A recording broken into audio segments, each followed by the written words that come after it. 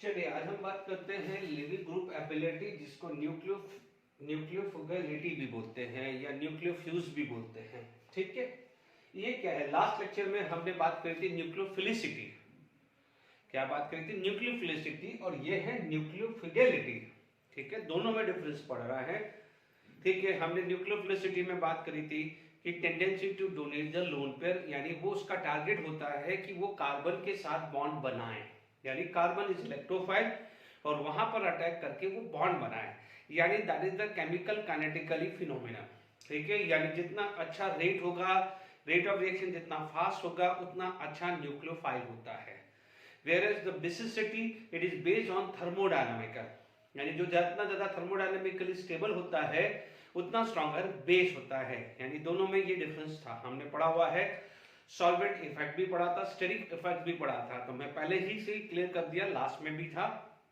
ध्यान रखना है, कुछ भी स्पेसिफाई नहीं है तो पोलार प्रोटिक सॉल्वेंट लेना है। तो यानी जो जनरली हमने लास्ट जो ट्रेंड पढ़े थे उसमें हमने कहीं नहीं था, तो हमने वही चीज पे बात करी थी, पोलार प्रोटिक पे ही बात करी थी।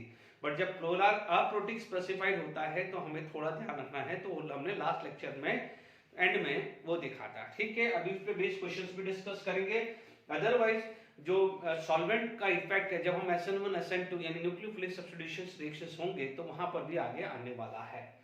चलिए लिविंग ग्रुप एबिलिटी या न्यूक्लियोफिलिसिटी की बात करें तो सबसे पहला एक क्वेश्चन आ जाता है कि व्हाट इज लिविंग ग्रुप। यदि क्वेश्चंस कुछ पूछा जाए तो आपसे पूछा जाए कि what is the leaving group, मतलब लिविंग ग्रुप होता क्या है।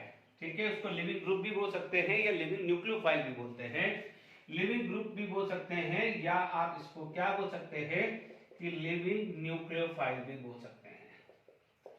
ठीक है, तो होता क्या है कि सपोज आपके पास कोई कंपाउंड है या कोई भी रिएक्शंस है, मान लीजिए आपके पास आया कि मान लीजिए कोई न्यूक्लियोफाइल है। ठीक है, यहां पर कोई भी रिएक्शंस होने जा रही है। ओके, अब आप देखिए इसके अंदर क्या हुआ है, this nucleophile is going to be attacked and ये यहां से निकला है।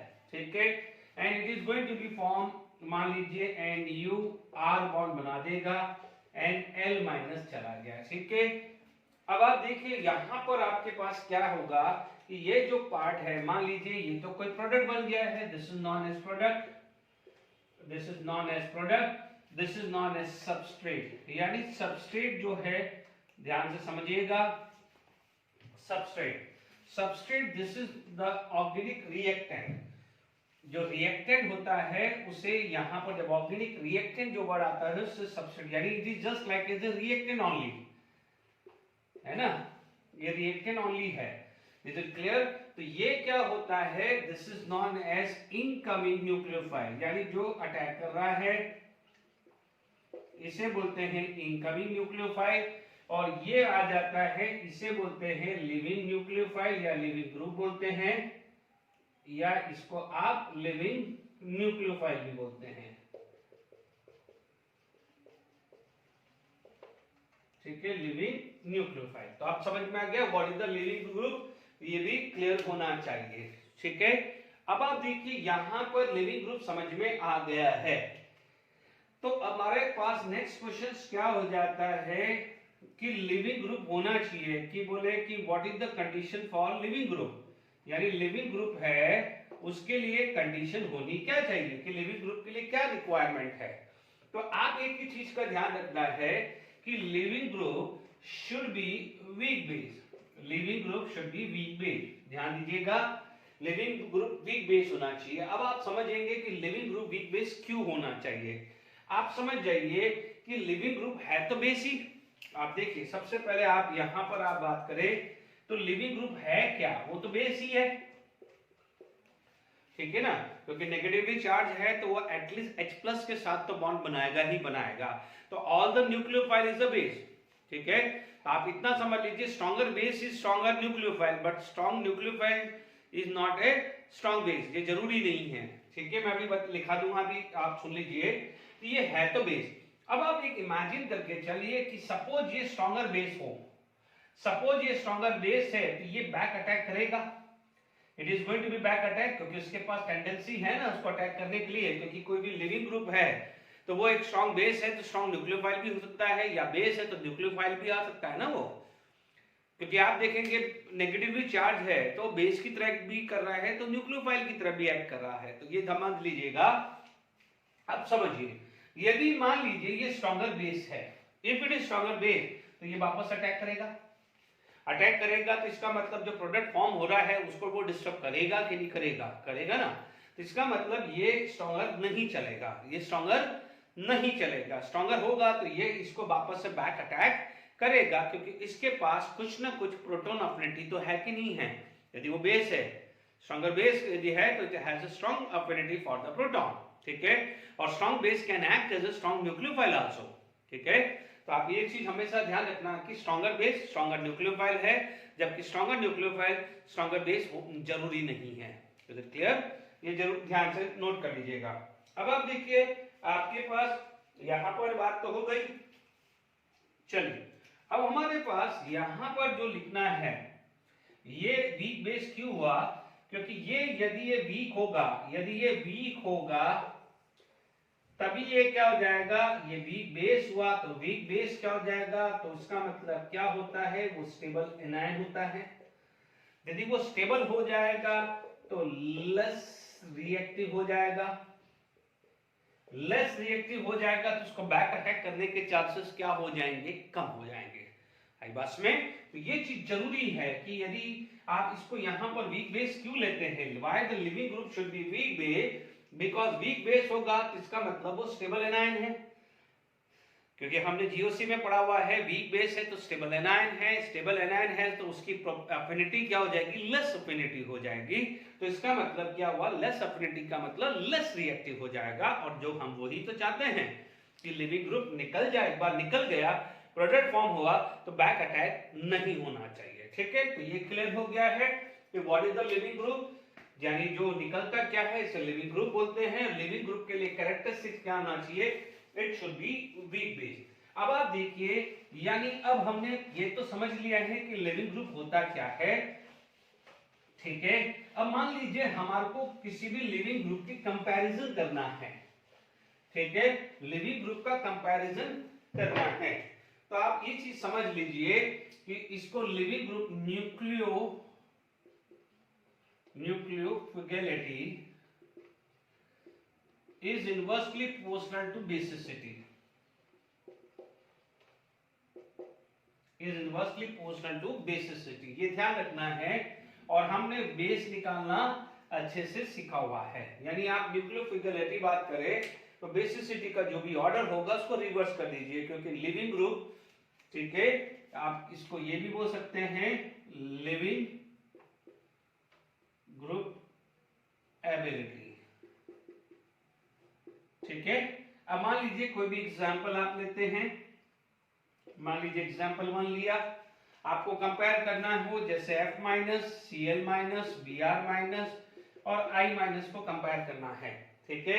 आप इनका कॉन्जुगेट एसिड बना दीजिए HI, sorry not HI, this is HF, ये क्या बन जाएगा, HF बन जाएगा, this is HF, HCl, HBr, HI, ठीक है। तो यहां पर आपके पास जो ट्रेंड आएगा, ये जो ट्रेंड आएगा एसिड का, this is the trend for acid, तो एसिड का ट्रेंड क्या होगा, ये एसिड का ट्रेंड आएगा। तो इसका जो बेस है, बेस का ट्रेंड क्या हो जाएगा, this is the trend for the base, this is the trend for the base हुआ। तो अब आप देख लीजिए न्यूक्लियोफिलिटी की बात करें तो आप बोलोगे न्यूक्लियोफिलिटी is inversely proportional to basicity, तो F minus, Cl minus, Br minus और I माइनस आ जाएगा। Is it clear to all of you? तो अपन को कैसे कंपेयर करना है ध्यान दीजिएगा, यानी I minus is the best leaving group and F minus is the worst leaving group. Is it clear? तो यहाँ पर ये समझ में आ गया है आपको, ठीक है। मान लीजिए अब मैं फटाफट से कंपेयर कर लेते हैं, ठीक है। अभी मान लीजिए आपके पास सेकंड कंडीशंस आ गए, मान लीजिए सेकंड एग्जांपल आपके पास आ गया कि CH3 माइनस, ठीक है, NH2 minus, OH minus, F minus. तो इसका कॉन्जुगेट एसिड आप ढूंढो, तो this is CH4, ammonia, water, HF। Stronger acid कौन है? ये।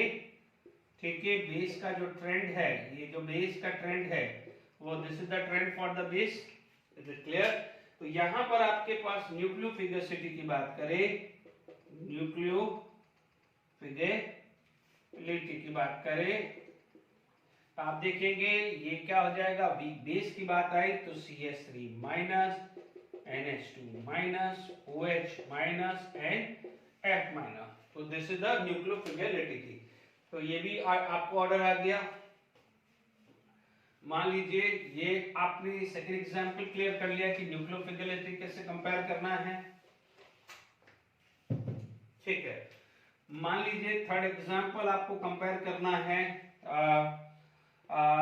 मान लीजिए CH3CO माइनस।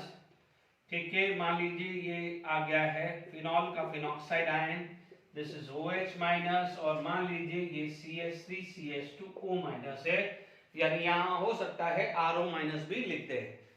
ठीक है, अब इनके एसिड ढूंढो, तो इनके जो एसिड है वो क्या हो जाएगा, CH3COH, यहां पर आ जाता है फिनॉल, ये आ जाता है वाटर, ये आ जाता है CH3COH, यानी ये भी है, इनके कॉन्जुगेट एसिड मैंने बना दिए हैं।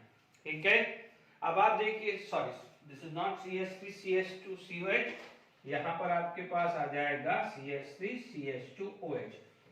पढ़ा हुआ है GOC में, एसिडिक कैरेक्टर का जो ट्रेंड है, this is the trend for acid. Acid है तो उसका जो कॉन्जुगेट बेस होगा वो उल्टा हो जाएगा, स्ट्रॉन्गर बेसिक तो वीक एसिडिक। ये सब पढ़ा हुआ है, इसलिए फटाफट से अपन बात करें। स्ट्रॉन्गर एसिड है तो उसका कॉन्जुगेट बेस क्या होगा, वीक आ जाएगा।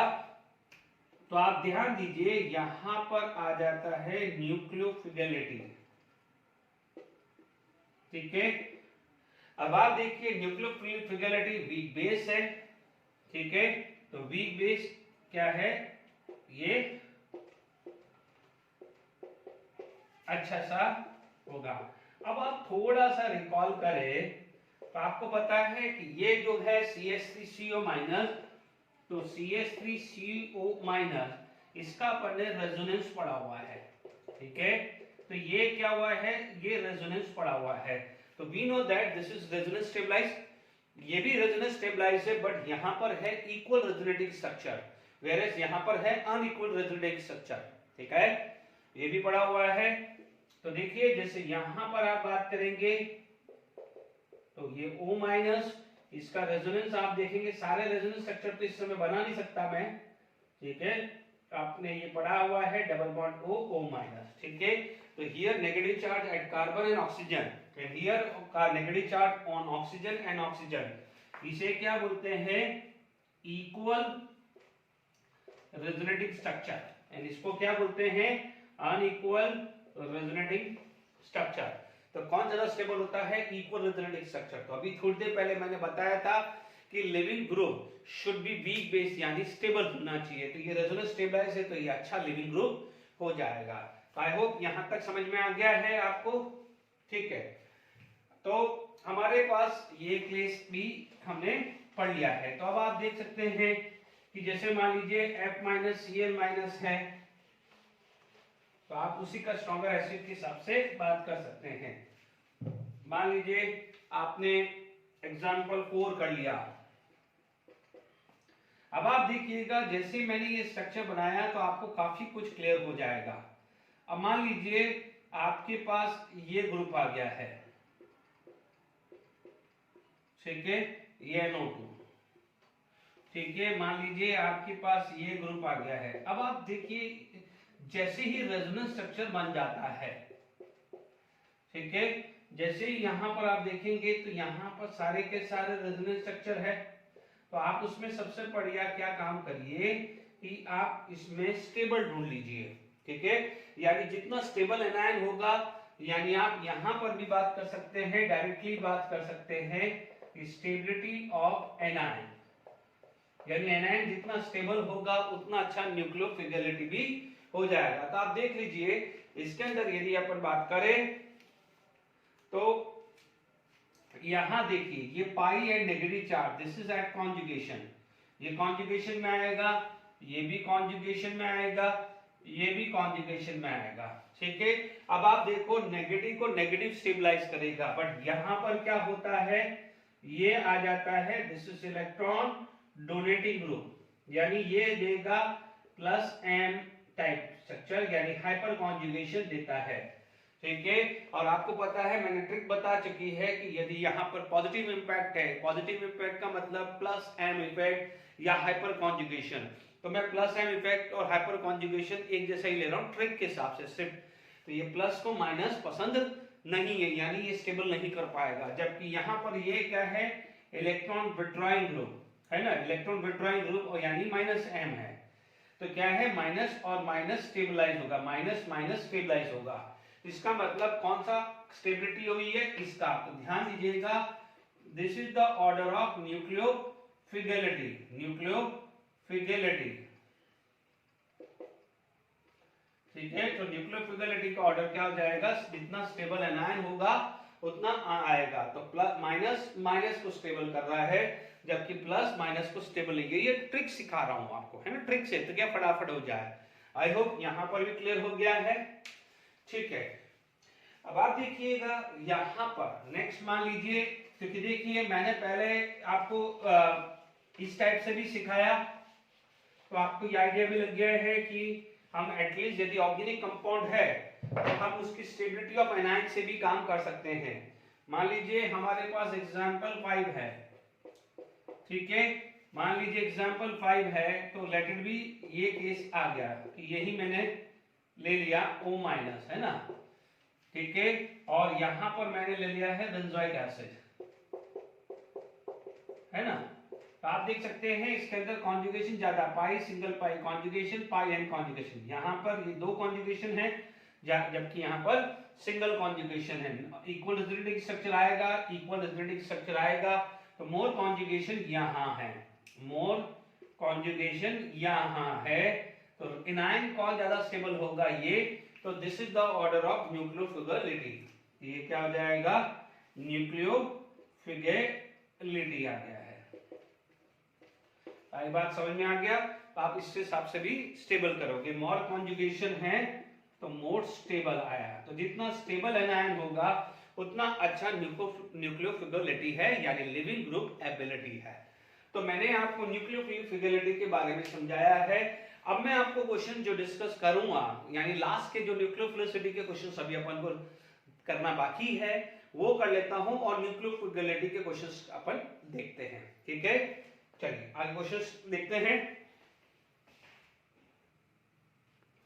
ठीक है। तो अपने पास क्वेश्चन मैंने बना दिया है कि arrange the following in increasing order of nucleophilicity या लिविंग ग्रुप एबिलिटी। अपना जब जैसे न्यूक्लियोफिलिटी आ जाता है तो अपन को समझना है कि स्टेबलाइज एनायन करना है, ठीक है। आप ये देख सकते हैं कि यहाँ पर आपको कॉन्जुगेशन ज्यादा मिला है, यहाँ पर कॉन्जुगेशन कम है, और यहाँ पर अनइक्वल रेजोनेटिंग स्ट्रक्चर है। मान लीजिए इसको मैंने ए ले लिया, या फिर मैं डायरेक्टली लिख देता हूं, ठीक है, तो ये तो सबसे पीछे चला जाएगा C6H5O-, ठीक है। इन दोनों में देखा जाए तो more conjugation, here the less conjugation, तो ये बन जाएगा CH3CO-। अब आप देखो यहाँ कॉन्जुगेशन सेम है, बट ये भी क्या जाएगा, this is also electron withdrawing group, ठीक है, this is also electron withdrawing group, but इसका क्या है, इलेक्ट्रॉन विथड्रॉइंग ग्रुप ज्यादा कैपेसिटी है बिकॉज ऑफ 3 फ्लोरीन। तो आप देखिएगा नेगेटिव चार्ज को कौन स्टेबल कर रहा है, इलेक्ट्रॉन विथड्रॉइंग ग्रुप स्टेबल कर रहा है, तो ये क्या हो जाएगा CF3SOO-, ठीक है, उसके बाद C6H5SOO- आएगा, तो दिस इज द ट्रेंड। यदि मैं बात करूं तो ये जो ऑर्डर किसका आ जाएगा, this is the order of nucleophilicity, ठीक है, न्यूक्लियोफिलिटी का जो है ये ऑर्डर आ गया है। Is it clear to all of you. मान लीजिए आप दूसरा क्वेश्चन बनाना चाहे, तो मान लीजिए आपने वाटर ले लिया है, Cl- ले लिया, Br- ले लिया, I- ले लिया, ठीक है। आप इसके अंदर आप ले सकते हैं, ये चीज हमने पढ़ लिया है, Cl-, Br-, I-, ठीक है। इन तीनों में देखा जाए तो वीक बेस कौन होगा, क्योंकि ये तो न्यूट्रल है, न्यूट्रल तो हमेशा क्या हो जाएगा, अच्छा होगा नहीं, क्योंकि देखिए क्योंकि ये तो वैसे ही न्यूट्रल है, तो न्यूट्रल तो न्यूक्लियोफाइल वैसे भी बहुत बेकार होता है। तो सबसे जैसे मान लीजिए न्यूक्लियोफिलिटी की बात करें,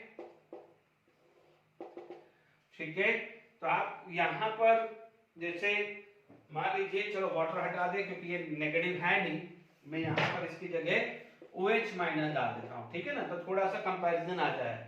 आप देख सकते हैं ये HI, HBr, HCl and H2O, stronger acid कौन हुआ ये, तो आप देख सकते हैं I minus, Br minus, Cl minus and OH minus. मैंने वाटर इसलिए हटा दिया इस क्वेश्चन में क्योंकि water is not a leaving group, क्योंकि नेगेटिवली चार्ज नहीं है, ठीक है ना।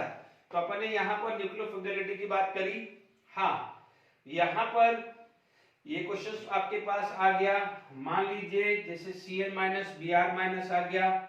अब मान लीजिए आपके पास ये क्वेश्चन आ गया कि चलिए आप बोलोगे नहीं सर हम इनमें कंपेयर करना है, ठीक है, तो आप यहां पर H2OH में क्या करता हूं, क्वेश्चन लिख देता हूं फिर कंपेयर करता हूं, है ना। तो अभी आप देख लीजिए इन दोनों में से अच्छा न्यूक्लियोफिलिटी कौन सा है ना, मान लीजिए अभी मैंने लिख दिया है। अब आप देखिए यहां पर अच्छा न्यूक्लियोफिलिटी चाहिए मुझे वीक बेस, तो आप देखेंगे दिस इज वीक बेस, ठीक है, तो ये क्या हो जाएगा, this is also weak base, at least ये स्ट्रॉन्गर बेस है तो ये वीक बेस है, स्ट्रॉन्गर बेस है तो ये वीक बेस है। तो इन दोनों में से अच्छा न्यूक्लियोफिलिटी कौन हो गया, ये आ गया। CH3OH माइनस में अभी अपन ने पढ़ा है कि OH माइनस अच्छा न्यूक्लियोफिलिटी है, ठीक है। इन दोनों में से देखा जाए तो आप देखेंगे OH माइनस से वाटर आया एंड SH माइनस से H2O आया है, ये स्ट्रॉन्गर एसिड है तो इसका कॉन्जुगेट क्या हो जाएगा, वीक बेस। तो आपका आंसर क्या हो जाएगा, ये। तो जो मैंने सर्कल किया है तो ये न्यूक्लियोफिलिटी है, तो क्या हो जाएगा, यदि पूछा जाए बेटर लिविंग ग्रुप है तो इन दोनों में से बेटर लिविंग ग्रुप ये आया, इन दोनों में से बेटर लिविंग ग्रुप ये आया, इन दोनों में से बेटर लिविंग ग्रुप ये आया, इन दोनों में से बेटर लिविंग ग्रुप ये आया। यदि इन रिएक्शंस को आप देखते हैं तो ये मैंने न्यूक्लियोफिलिटी के लिए मैंने समझा दिया है। अब आप देखिएगा कई बार आपके पास जब ये देखिए ये जो लेक्चर है ये बहुत इंपॉर्टेंट है, क्योंकि यदि आपसे पूछा जाए कि कौन सा रिएक्शन फिजिबल है या कौन सा रिएक्शन फिजिबल नहीं है, यानी अभी हम लोगों ने बहुत सारी रिएक्शंस बात करी है, ठीक है, यानी कौन सी रिएक्शंस होगी कि नहीं होगी। मान लीजिए आप चेक करना चाहते हैं कि फिजिबिलिटी ऑफ रिएक्शन, यदि मैं फिजिबिलिटी ऑफ रिएक्शन की बात करूं और मुझे चेक करना है कि ये रिएक्शन फिजिबल है कि नहीं है। मान लीजिए मेरे पास पहला केस आ जाता है कि OH माइनस प्लस RNH2, ठीक है, मान लीजिए मैंने यहां टैग किया और ये निकाला, ठीक है, सपोज अपन को चेक करना है कि ये रिएक्शन होगा कि नहीं होगा नॉर्मल कंडीशन पे, तो आप क्या बोलोगे, यहां ROH प्लस NH2 माइनस आया है, ठीक है। अब आपको इन दोनों में कंपेयर करना है, ठीक है, आपको ट्रिक बता रहा हूं कि रिएक्शंस होगी कि नहीं होगी।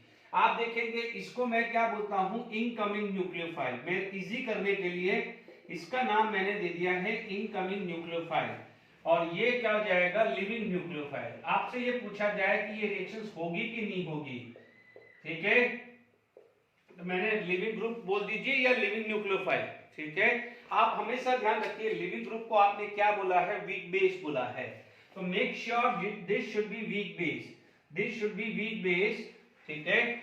लिविंग न्यूक्लियोफाइल, सॉरी मैंने यहां लिख दिया है लिविंग न्यूक्लियोफाइल क्या होना चाहिए, वीक बेस होना चाहिए, और इनकमिंग न्यूक्लियोफाइल जो होना चाहिए स्ट्रॉन्ग बेस। तो आप यदि ये दोनों कंडीशंस है तो ये रिएक्शंस कंप्लीट होगा, ये फिजिबल रिएक्शन होगा।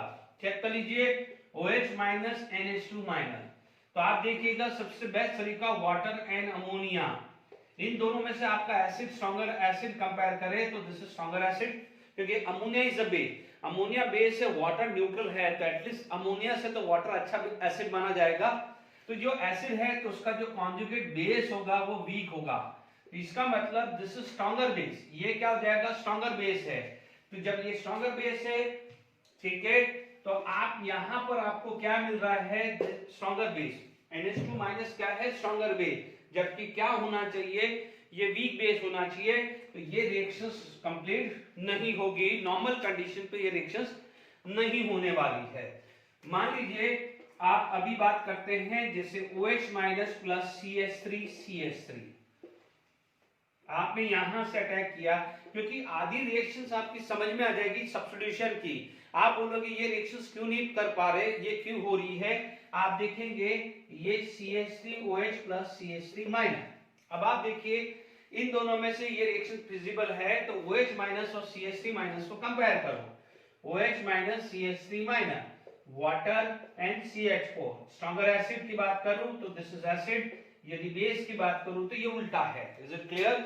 यदि मैं स्ट्रॉन्गर बेस की बात करूं तो ये उल्टा है, ये दिस इज स्ट्रॉन्गर बेस ना, ये स्ट्रॉन्गर एसिड, तो इसका कॉन्जुगेट बेस क्या होगा, वीक होगा। तो ये ध्यान दीजिएगा, ये क्या है, living nucleophile, this is living nucleophile, this is incoming nucleophile. But हो क्या रहा है, इसका नेचर क्या है, स्ट्रॉन्गर बेस है, तो ये रिएक्शंस भी नहीं होगी। ठीक है, ये रिएक्शंस भी नहीं होगी, ध्यान से समझ लीजिएगा। हाँ, आप उल्टा करते हैं, जैसे मान लीजिए इसी चीज को आप ऐसा लिख देते हैं कि CH3 minus plus CH3OH, it is going to be form CH3CH plus OH minus. थोड़ी देर के लिए मान लीजिए, तो ये क्या हो जाएगा, इनकमिंग न्यूक्लियोफाइल, ये लिविंग न्यूक्लियोफाइल। तो ये लिविंग न्यूक्लियोफाइल क्या है, ये वीक बेस है ना, और ये क्या हो जाएगा, स्ट्रॉन्गर बेस है। ठीक है, ये रिएक्शंस होगी। ठीक है, अब आप एक ही चीज बोलोगे कि सर हमें कैसे याद रहेगा, सीधी सी बात है। मान लीजिए आप किसी चेयर पे बैठे हुए हो, और मान लीजिए या आपको किसी चेयर पे बैठना है, और आपको वो कब चेयर मिल सकती है कि जब वहां पर बैठा हुआ पर्सन आप उसको हटा दें। तो मान लीजिए कोई चीज को आपको हटानी है किसी पोजीशन से, तो जब आप पावरफुल होंगे तभी तो उठा पाओगे। तो मान लीजिए इसको इस जगह से हटाना है, जब ये पावरफुल होगा तभी ये हटेगा, है ना। तो सपोज ये पावरफुल था तभी इसको हटा पाया, यानी पावरफुल मीन स्ट्रॉन्गर हुआ तभी वीक को हटा पाया, जबकि वीक स्ट्रॉन्गर को हटा नहीं पाएगा। ये टेक्निकली चीजें समझ लीजिए। ठीक है, एक दो और बता देता हूं। ठीक है, तो कई बार ये रिएक्शंस आ जाती हैं, कई बार बच्चे लोग जब करते हैं, पढ़ाई करते हैं, तो उनको लगता है कि यार ये रिएक्शंस क्यों हुई है, या ये रिएक्शंस क्यों नहीं हुई है, और यदि ये नहीं हुई है तो ये इसके कंडीशंस पे क्यों हो गई। जैसे आप देखेंगे, तो मान लीजिए अभी लुकास टेस्ट करवाया था, मान लीजिए एग्जांपल 4 लेता हूं। लुकास टेस्ट हमने प्रिपरेशंस में पढ़ा था। आप देखेंगे जैसे मान लीजिए Cl plus ROH are going to be give RCl plus OH minus. ठीक है, एक रिएक्शन ये है, मान लीजिए इसी का उल्टा कर दिया, OH plus RCl can give ROH plus Cl minus. अब इन दोनों में से चेक करना है कौन सी रिएक्शंस होगी नहीं होगी, तो आप सबसे बेस्ट तरीका है कि Cl माइनस और OH माइनस को कंपेयर करो। Cl माइनस का एसिड होता है HCl, H प्लस लगा दो, H प्लस यहां लगा दो तो वाटर आया। यदि मैं एसिड को कंपेयर करूं तो HCl is a stronger acid है दे। तो आप बेस की बात करूं तो स्ट्रॉन्गर एसिड है तो कॉन्जुगेट बेस क्या हो जाएगा, वीक। तो ये वीक बेस हो, और लिविंग ग्रुप कौन चलेगा, लिविंग ग्रुप वीक बेस चलेगा। ठीक है, तो वीक बेस यहां पर है, ये लिविंग न्यूक्लियोफाइल है, ये वीक बेस है। ठीक है, ये इनकमिंग न्यूक्लियोफाइल है, ये क्या है, स्ट्रॉन्ग बेस। ठीक है, तो बच्चों ये रिएक्शंस होगी। ठीक है, OH माइनस Cl माइनस को नॉर्मल कंडीशन पे निकाल देगा, ये रिएक्शन नहीं होगी। याद करिए लुकास टेस्ट में यहां पर आपने इस रिएक्शंस को कंप्लीट करने के लिए ZnCl2 की हेल्प ली है। इसका मतलब यदि आप अपने आप से हटा नहीं पा रहे तो आप क्या करोगे, एक फ्रेंड की मदद लोगे, तो दो जने मिलके उसको बाहर हटाएंगे कि नहीं आएंगे। तो वैसे ही टेक्निकली समझ लीजिए, ये Cl माइनस इतना कैपेबल नहीं था OH को हटाने के लिए, इसलिए ZnCl2 को उसने यूज किया। ZnCl2 ने OH माइनस को इलेक्ट्रॉन डेफिशिएंट बनाया, तब जाके Cl माइनस की हिम्मत हुई कि वो OH माइनस को निकाल पाए। तो बिना हेल्प के वो नहीं निकाल सकता, जबकि यहां पर वो खुद इतनी कैपेसिटी है कि ये इसको हटा सकता है। तो ध्यान दीजिएगा, दिस इज फिजिबल रिएक्शन, यानी फिजिबल का मतलब पॉसिबल, फिजिबल का मतलब पॉसिबल, तो ये क्या हो जाएगा, नॉट फिजिबल। ये खासकर आपको ध्यान रखना है। Is it clear to all of you? तो न्यूक्लियोफिलिसिटी के लिए मैंने यहाँ पर बहुत सारे क्वेश्चंस मैंने डिस्कस कर लिया है, ठीक है। अब मान लीजिए, अब मैं जो क्वेश्चंस हैं जो लास्ट लेक्चर पे बेस्ड है, question based on the nucleophilicity, ठीक है। यदि मैं न्यूक्लियोफिलिसिटी के कंपेयर करूं तो मान लीजिए यहां पर आ जाएगा, सॉरी क्वेश्चन तो अपन ने डाल दिया है, ठीक है। यहां पर आप बात कर सकते हैं कंपेयर, जैसे मान लीजिए arrange following in increasing order of nucleophilicity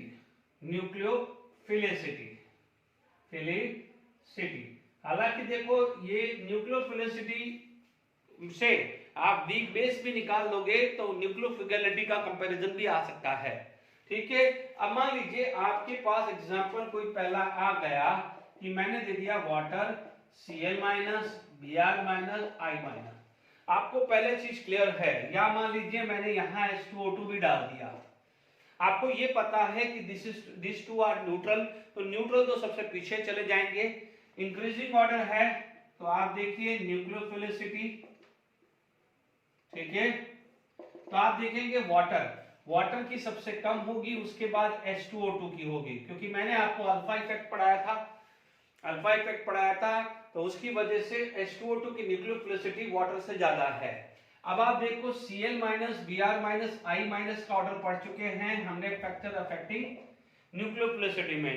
down the group जाने पे क्या हो जाएगा, बिगर साइज आ जाती है, इसलिए in polar solvent I minus is a very good nucleophile, क्योंकि हमने ये पढ़ा हुआ है कि कुछ स्पेसिफाइड नहीं दिया है तो पोलर सॉल्वेंट लेना है। मान लीजिए आपके पास इस तरह की का कंपैरिजन आ गई, न्यूक्लियोफिलिसिटी ONA, मान लीजिए मैंने यहाँ CH3 डाल दिया, ये कंपैरिजन ONA, मान लीजिए OCH3 डाल दिया, या मान लीजिए मैंने यहाँ पर ले लिया ONA, सिंपल ले लिया, कोई ग्रुप नहीं है। यहाँ पर आपको देखें तो ONA और यहाँ पर मैंने NO2 डाल दिया है। Is it clear to all of you? ध्यान दीजिएगा, यहाँ पर मैं दो क्वेश्चन डिस्कस कर लेता हूं। एक क्वेश्चन आ जाता है न्यूक्लियोफिलिसिटी, ध्यान दीजिएगा यहाँ पर एक चीज स्पेशल है, यहाँ पर आपके पास डोनर सेम ही है, तो जब डोनर सेम आता है तो जो ऑर्डर बेसिक कैरेक्टर का होता है वही ऑर्डर होता है न्यूक्लियोफिलिसिटी का, यानी जितना अच्छा बेस होगा उतना अच्छा न्यूक्लियोफाइल होगा when the donor atom is same. ये चीज समझाई थी मैंने। तो अब आप देख लीजिए यहाँ पर ये माइनस है, यहाँ पर आप समझिएगा ये हाइपर कॉन्जुगेशन, ठीक है, ये plus m effect, nothing else, ये माइनस m। तो ध्यान दीजिए माइनस m और माइनस चार्ज स्टेबलाइज हो जाएगा, तो ये स्टेबलाइज कर देगा, ठीक है। बहुत अच्छा क्वेश्चन है ये, बहुत अच्छा क्वेश्चन एकदम दिमाग में बनाया है। तो आप देख लीजिए यहां पर एनायन क्या हो गया है, स्टेबल हो गया है, तो ये क्या हो जाएगा, वीक बेस बन जाएगा, ये क्या बन जाएगा, वीक बेस, ठीक है, क्योंकि एनायन क्या हो जाएगा, डीलोकलाइज हो जाएगा, डीलोकलाइज होगा तो ये इसको क्या करेगा, स्टेबलाइज कर देगा, ये क्या हो जाएगा, वीक बेस होगा, जबकि इसका जो लोन पेयर है वो यहां पर इलेक्ट्रॉन डेंसिटी को बढ़ाएगा। बहुत अच्छी चीज है, ये A, ये B, ये C, ये D। तो ये ध्यान दीजिएगा, माइनस माइनस को स्टेबल करेगा जबकि प्लस माइनस को अनस्टेबल करेगा, और M effect is dominated over hyper conjugation, तो ये ज्यादा अनस्टेबल करेगा, और ज्यादा अनस्टेबल करेगा तो इसका मतलब क्या हुआ है, मोर रिएक्टिव का मतलब very good base, very good base. तो यदि मान लीजिए मैं बात करूं, ठीक है, तो सबसे वीक होगा D, उसके बाद C, उसके बाद आ जाएगा A और B, यानी ये सबसे ज्यादा अनस्टेबल कर रहा है, यानी मोर रिएक्टिव कर रहा है। अब मान लीजिए यही क्वेश्चन न्यूक्लियोफिलिसिटी के लिए आता, तो ध्यान दीजिए न्यूक्लियोफिलिसिटी के अंदर आपको एनायन स्टेबल चाहिए, तो ये अच्छा एनायन स्टेबल है, तो ट्रेंड उल्टा हो जाएगा, क्योंकि nucleophilicity is inversely proportional to basicity. This is the trend of basicity. क्योंकि जब डोनर एटम सेम होता है तो जितना अच्छा बेस होगा उतना अच्छा क्या होगा, जितना अच्छा बेस होगा उतना अच्छा क्या हो जाएगा, न्यूक्लियोफाइल होगा, और जितना वीक बेस होगा उतना अच्छा न्यूक्लियोफिलिटी आता है। तो यदि यही चीज आ जाती तो आप बोलोगे बी ए सी डी, क्योंकि इंक्रीजिंग ऑर्डर है ना, इंक्रीजिंग ऑर्डर है इसलिए मैंने लिखा है। Is it clear? तो ये ध्यान दीजिएगा, बी स्ट्रॉन्गर बेस है, बी स्ट्रॉन्गर बेस है तो डी वीक बेस है, ठीक है। तो ये क्या हो जाएगा, स्ट्रॉन्ग बेस हुआ, ये क्या हो जाएगा, वीक बेस, और वीक बेस अच्छा लिविंग ग्रुप होता है, week base is a better leaving group and stronger base is a strong nucleophile.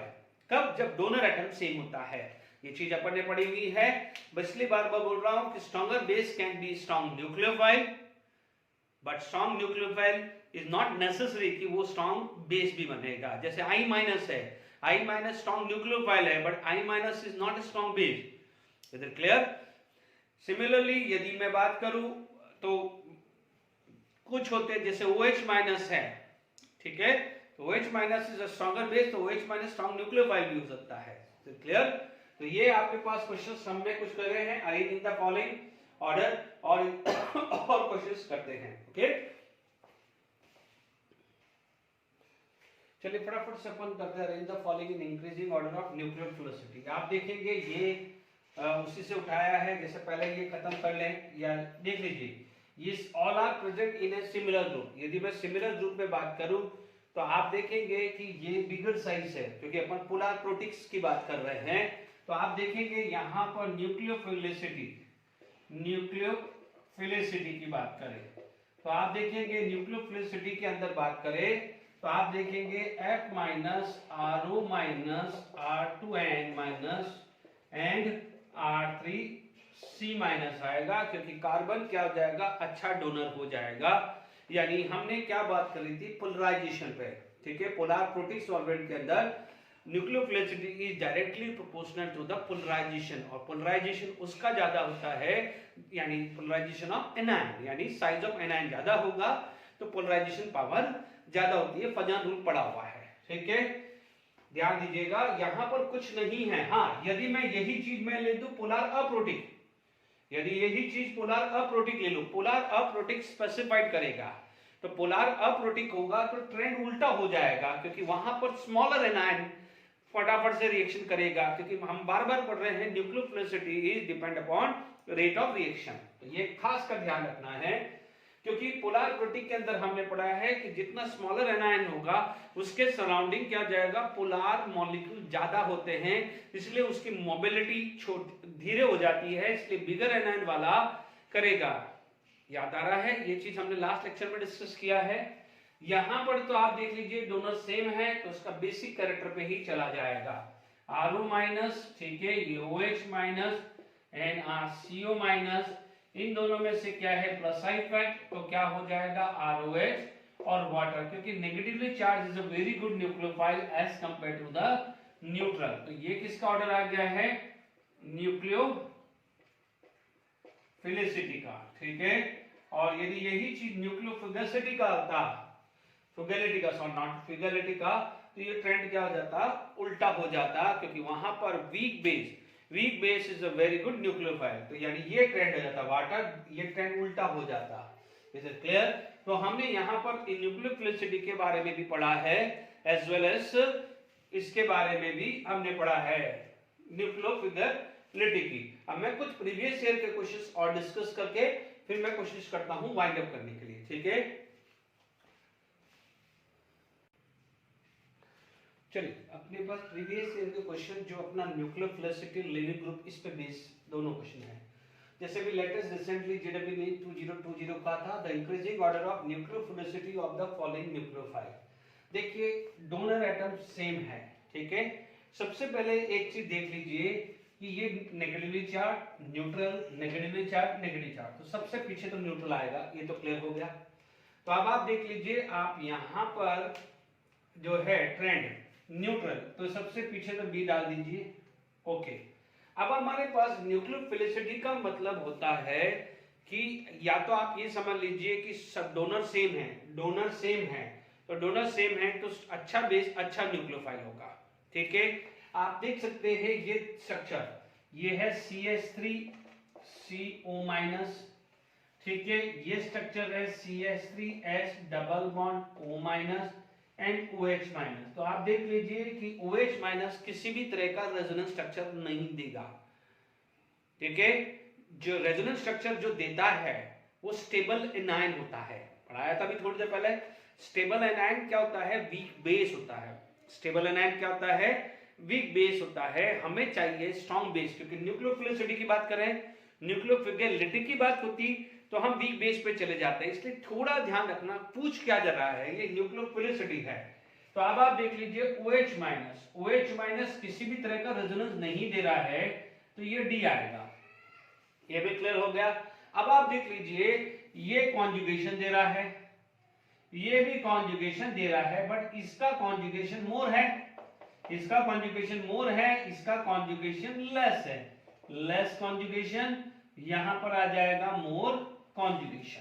ठीक है, यहां तक क्लियर हो गया। More the conjugation more the stability. जितना स्टेबल है एनायन होगा उतना वीक बेस है। आप ये मत बोलना सर आपने तो कहा था स्ट्रॉन्ग, मैंने कहा था स्टेबल एनायन है तो उसका कॉन्जुगेट एसिड स्ट्रॉन्गर है।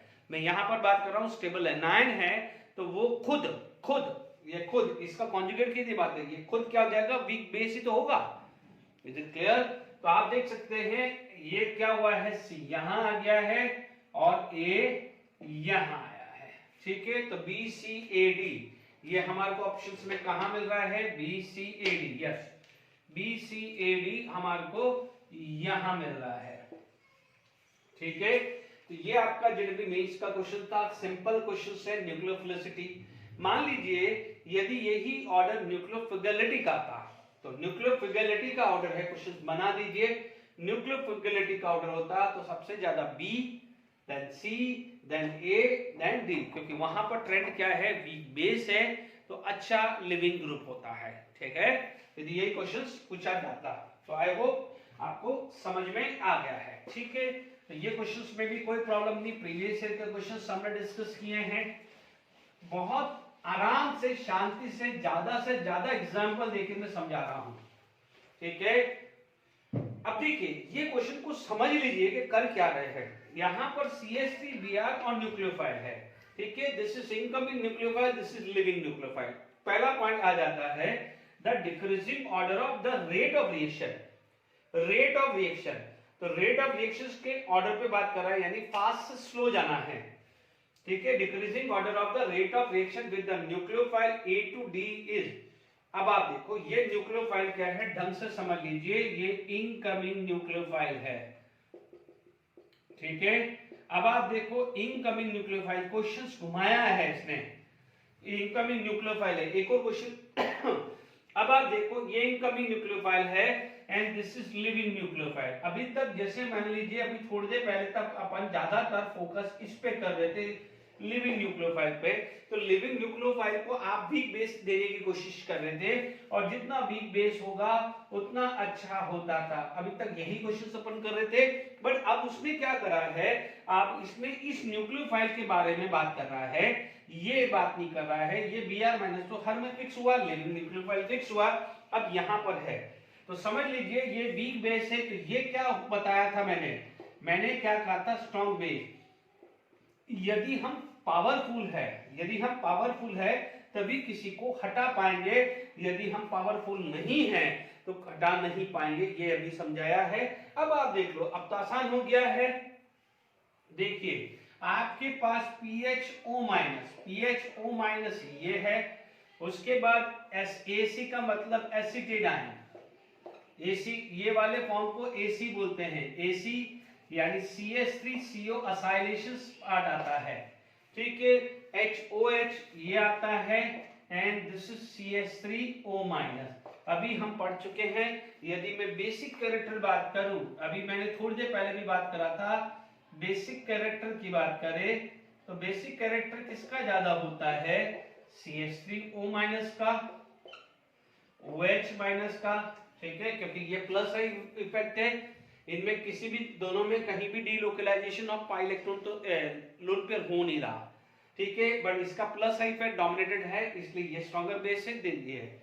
अब आप देख लीजिए इसका कॉन्जुगेशन है, इसका conjugation, but this is more stable. अभी अपन ने पढ़ा था due to more stable due to equal resonating structure. तो इसके बाद आपका क्या आ जाएगा, C6H5O- एंड देन CH3CO-।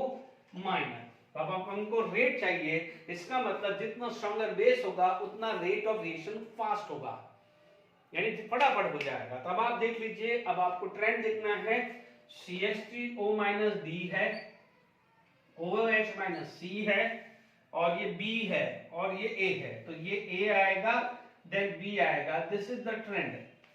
ये ऑप्शन ढूंढ लीजिए, DCAB यहां पर है। ध्यान से समझ लीजिए, इसके अंदर लिविंग ग्रुप नहीं पूछा है, इसने पूछा है इनकमिंग ग्रुप, इसलिए बहुत अच्छा क्वेश्चन है, इसलिए इस टाइप के क्वेश्चंस को प्रैक्टिस करा देता है। एक आध और कर लेते हैं, फिर वाइंड अप करते हैं। देखिए यहां पर अपने पास क्वेश्चन है, इससे पहले वाला क्वेश्चन में आपका इनकमिंग न्यूक्लियोफाइल डिफरेंट था, ओके। अब और आपका जो लिविंग न्यूक्लियोफाइल सेम था। इस क्वेश्चन में क्या है, इनकमिंग न्यूक्लियोफाइल सेम है, लिविंग न्यूक्लियोफाइल डिफरेंट है, ठीक है, बिल्कुल सिंपल है। अब यहां पर भी रेट ऑफ रिएक्शन, उसमें भी रेट ऑफ रिएक्शन था, ध्यान से सुन लीजिए। वहां पर इनकमिंग न्यूक्लियोफाइल डिफरेंट था, इसलिए अपन ने स्ट्रॉन्गर बेस के हिसाब से बात करी, जबकि यहां पर लिविंग ग्रुप डिफरेंट है, तो यहां पर अपन बात करेंगे वीक बेस। तो लिविंग न्यूक्लियोफाइल जो है, न्यूक्लियोफाइल ये आपका आएगा वीक बेस, ठीक है। अब ट्रेंड तो आपको पता है, वीक बेस का मतलब स्टेबल एनायन, तो स्टेबल एनायन तो आपको दिख ही रहा है, CH3CO-, यानी राइट आंसर क्या आ जाएगा, CH3CO-। फिर भी मान लीजिए आपके पास ये ट्रेंड आ जाता है, CH3CO-, C2H5O- या NH2- या Cl-, इनका कॉन्जुगेट एसिड बना दो, HCl, अमोनिया, C2H5OH और CH3CO। सपोज यही क्वेश्चंस आपका ऑर्डर में आ जाता, मान लीजिए यहां पर तो सिंगल था, तो हमारे लिए आसान हो गया कि acetate ion is resonance stable, acetate ion is resonance stable, तो इसका मतलब स्टेबल एनायन होगा तो वीक बेस होगा, है ना। तो आप देखेंगे लिविंग न्यूक्लियोफाइल का वीक बेस, बट ट्रेंड आता, तो आप देख लीजिए एसिड का जो ट्रेंड है वो HCl, CH3COH, C2H5OH और अमोनिया, क्योंकि अमोनिया तो बेस है, इसी का क्या होता है Cl-, ठीक है, सॉरी यहां पर अपन Cl- होता, बट यहां पर क्योंकि ट्रेंड Cl- भले वीक है, but this is resonance stabilize, this is resonance stabilize, ठीक है। तो यहां पर भी हमारे पे नहीं है, Cl- आता है, ओके।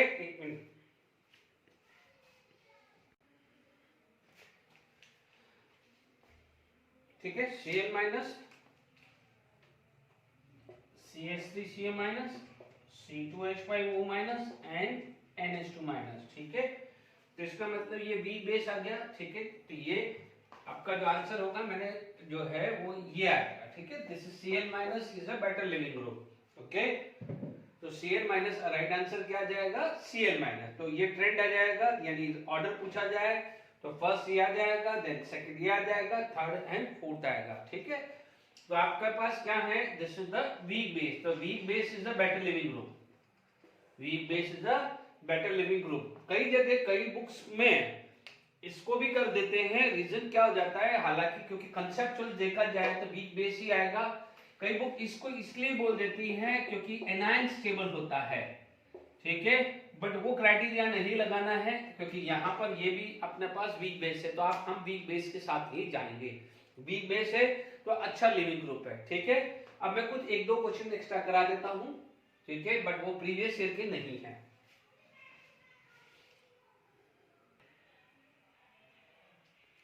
देखिए यहां पर क्वेश्चन है, which is the best nucleophile, ध्यान दीजिएगा, इस टाइप का क्वेश्चन है।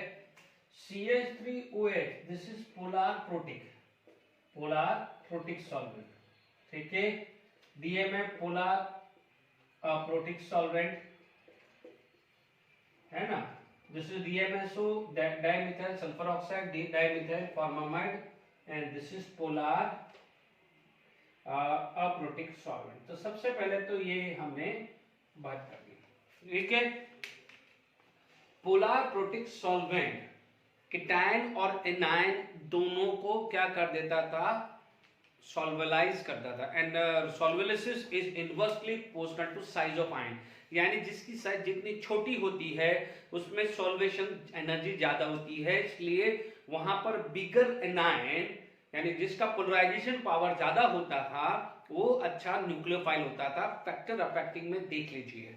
तो अब आप देख लीजिए O- और सल्फर में से S- का साइज ज्यादा है, तो सबसे अच्छा न्यूक्लियोफाइल यदि मुझे ऑर्डर निकालना है, न्यूक्लियोफाइल का ऑर्डर निकालना है, तो सब बिगर साइज आ गई। ये बिगर एनायन आ गया है, किसमें बिगर एनायन चलता है, किसमें पोलर प्रोटिक सॉल्वेंट में, इसीलिए सबसे अच्छा C आएगा। अब आप देखो A और B में तो दोनों ही सेम है, O- साइज तो सेम है, बट यहां पर आपको देखेंगे प्लस आई फैट की वजह से B आ जाता है और फिर देन A आ जाएगा। यदि आपसे यहां पर ऑर्डर ऑफ न्यूक्लियोफाइल पूछा गया है, अब देखिए यहां पर यदि आपसे न्यूक्लियोफाइल पूछा जाता है तो नो डाउट वाटर है, तो वाटर इज अ न्यूट्रल, ये दोनों एनायन है, तो सबसे पीछे तो B भेज दो, सबसे पीछे तो B भेज दो, न्यूट्रल तो सबसे पीछे ही जाएगा।